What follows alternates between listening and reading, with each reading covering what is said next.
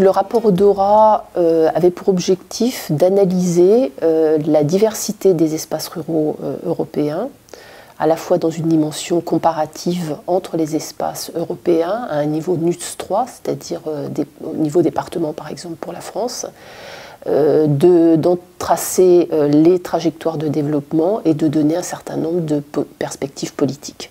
Ils ont envisagé, ce qui est un peu nouveau, c'est une triangulation en fait des espaces ruraux à travers le croisement de 3 typologies.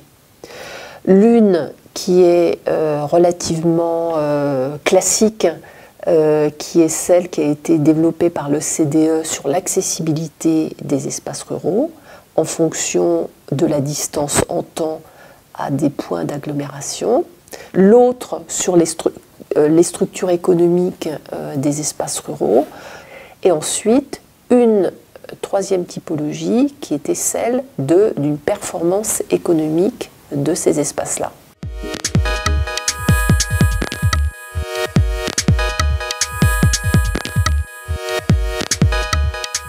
Ça montre un espace français qui se distingue des espaces européens par l'importance finalement de la contribution des espaces ruraux à la richesse nationale, puisque ça atteint 60% du PIB, ce qui est quand même relativement important.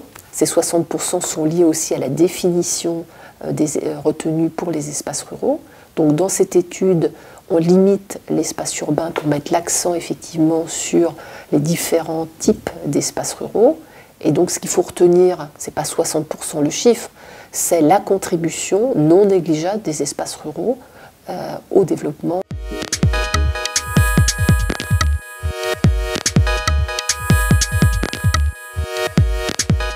Je donnerai 3 éclairages pour qualifier cette nouvelle économie rurale.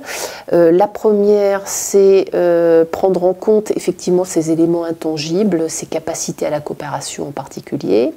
La deuxième, c'est les perspectives finalement d'interaction, de connectivité, ce qu'ils appellent entre les espaces, aussi bien entre espaces ruraux, mais également entre espaces ruraux et espaces urbains.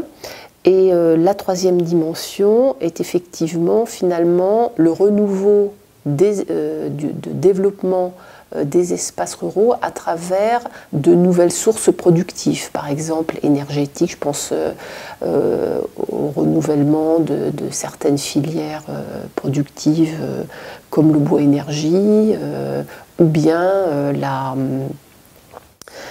valorisation économique de certaines ressources environnementales qui effectivement renouvellent finalement cette dimension du développement rural.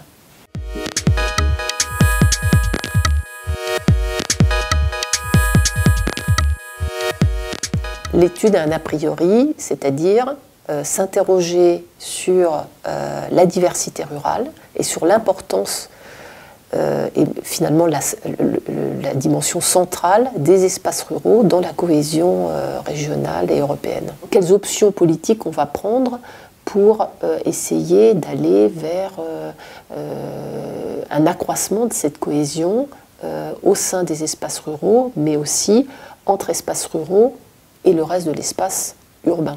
Donc il y a un élément fort de Odora en tant que recommandation, mais on revient un peu au fondement entre guillemets théorique de l'analyse du développement, qui est porté effectivement beaucoup sur des questions de coopération, d'éducation, de capacité locale à l'innovation par exemple.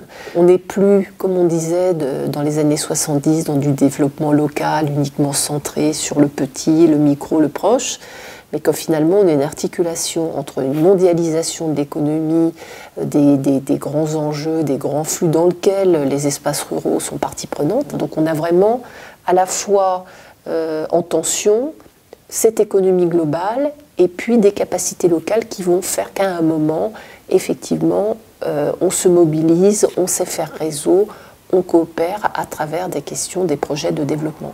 C'est à travers les dimensions coopératives au sein des territoires ruraux, mais également dans ce partenariat, ça c'est un terme par exemple qui était déjà dans le fameux schéma de développement de l'espace communautaire de 99, à travers un partenariat entre espaces ruraux et espaces urbains, qu'on arrivera effectivement à atteindre cette cohésion tant recherchée. Donc en fait, ce que préconise Eudora, c'est d'avoir des démarches beaucoup plus intégrées, que finalement ça renvoie l'acteur public à la fois sur son action redistributive, je dirais, mais également sur sa capacité à fournir l'ingénierie nécessaire.